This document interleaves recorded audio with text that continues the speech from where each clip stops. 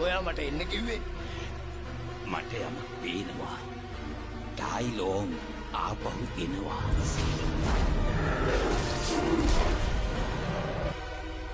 ඒක වෙන්න බැරි දෙයක්. එයා තාමත් ඉන්නේ හිරගෙදර. ඇතුළු වෙන්නේ එක දොරටුවයි. පිට වෙන්නේ එක දොරටුවයි. ඒ දොරටු දෙකේම ආරක්ෂකයෝ 1000ක් ඉන්නවා. හැබැයි ඉතින් ඒ හිරකාරයා ටයිලෝන්නේ. එයාට ගිහිල්ලා කියනවා නියම මකර සටන් ආපහු එනවා කියලා.